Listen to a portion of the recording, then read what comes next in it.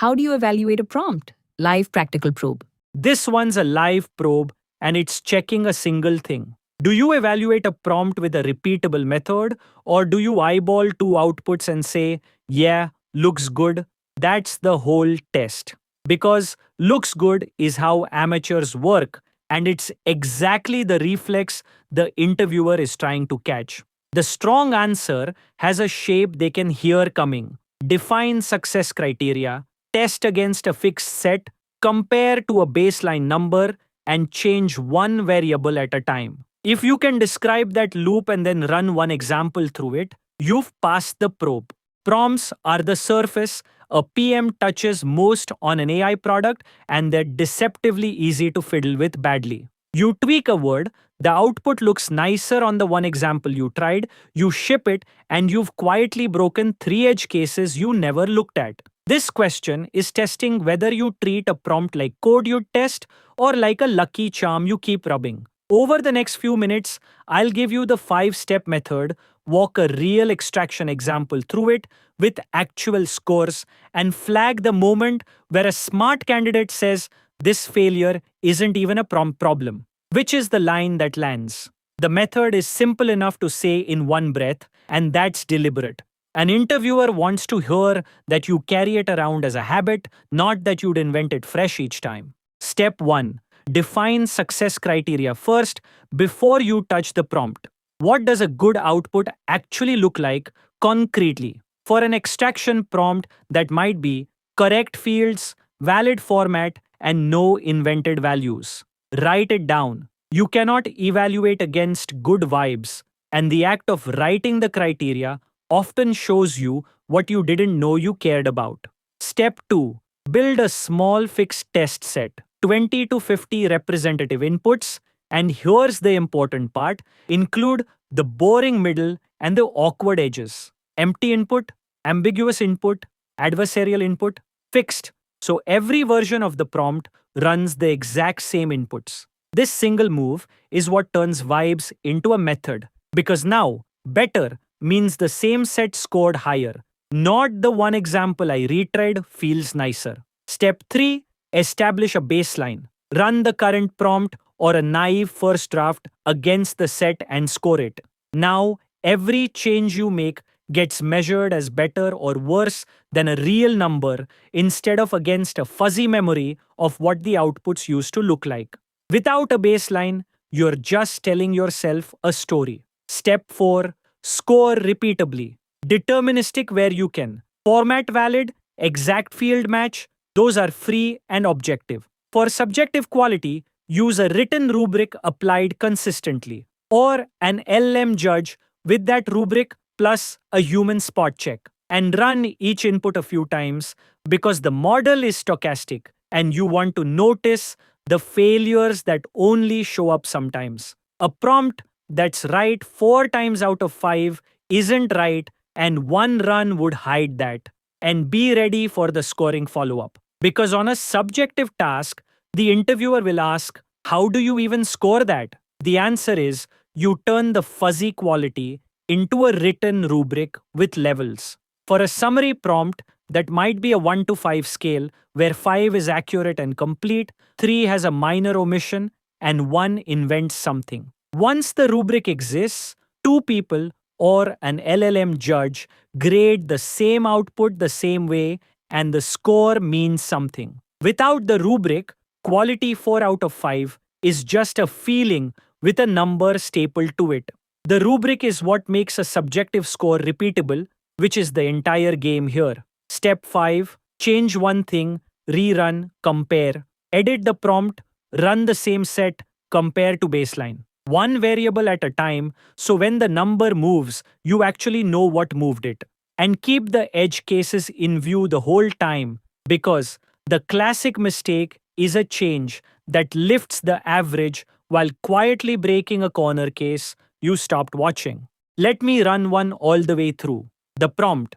Extract the invoice total, currency, and due date from this email. On-screen reference block, prompt eval run. Criteria. Total is the correct number. Currency is a valid ISO code. Due date is ISO 8601. and the model returns null rather than guessing when a field is absent. Test set 30 real emails, including 5 with no due date, 3 in non-USD currencies, 2 with 2 candidate totals, subtotal and total, 1 with a scanned image body and no parsable text. Baseline. Current prompt scores 2230, fully correct. Misses cluster on the two totals case, picks subtotal, and the missing date case, invents a date. Iterate. Add. If two amounts appear, take the one labeled total or the larger final amount. And if a field is absent, return null, never guess. Rerun the same 30. Score 2730, invented date failures go to 0. Walk it through. The criteria are specific and testable. And notice the sneaky one. The model must return null when a field is missing, not guess. That's the criterion that catches the most dangerous failure, a confident invented due date, and I wrote it down before I ever looked at an output. The test set is 30 real emails, but it's built, not scraped at random. 5 have no due date, 3 are in other currencies, 2 have both a subtotal and a total to trip the model up, and 1 is a scanned image with no readable text at all. Those aren't the happy path. They're the exact places extraction breaks. The baseline is 22 out of 30, fully correct. And because I have a real test set, I can see where the 8 misses cluster. It picks the subtotal on the two total emails and it invents a date when there isn't one. That clustering is the whole value of the fix set. It doesn't just tell me the score, it tells me what to fix. So I iterate and I change exactly 2 instructions, one for each failure cluster. Take the amount labeled total or the larger final amount and return null for absent fields instead of guessing. I rerun the same 30 and the score goes to 27, with the invented dates dropping to 0. Now here's the line that impresses. The remaining 3 misses are all the scanned image email, and I say out loud, that's not a prompt problem, that's a retrieval problem. There's no text for the model to read, so I'd route those to OCR upstream rather than keep torturing the prompt. Knowing when to stop tuning the prompt is as much a signal as the tuning itself. Here's what makes them lean in. You brought a fixed test set with deliberate edge cases, not 2 hand-picked examples that happen to work. You established a baseline number, so your improvement is measured, not asserted. You changed one variable and reran the same set, so you can actually attribute the gain. And you knew when the residual failure wasn't a prompt problem at all and routed it elsewhere. That last one is the tell that you've done this for real, because rookies keep polishing a prompt against a problem no prompt can solve. There's a bonus signal too, if it comes up naturally, mentioning that you'd version the prompt and its test set together. When you change the prompt, the version bumps and you keep the score attached to that version. So 6 months later, when someone asks, why is this prompt written this weird way? The test set answers it. Because version 3 fixed the two totals bug, and here's the run that proves it. Treating a prompt like a tracked artifact rather than a sticky note is a quiet mark of someone who's maintained one in production. Now the ways people fail the probe. The first is literally the thing it's testing for. I try a few inputs and read the outputs.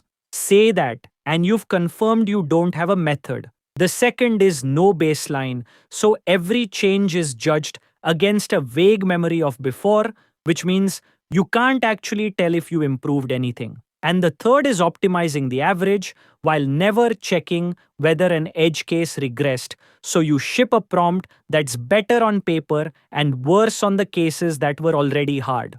So the loop, clean. Criteria first, written down. Then a fixed test set that includes the awkward edges, not just the middle. Then a baseline number, so improvement is measured. Then change one variable, rerun the same set, and compare, keeping the edge cases in view the whole way. And know when a failure has left prompt territory and belongs somewhere else. Carry this line in. Criteria, then a fixed test set with edge cases, then a baseline number, then change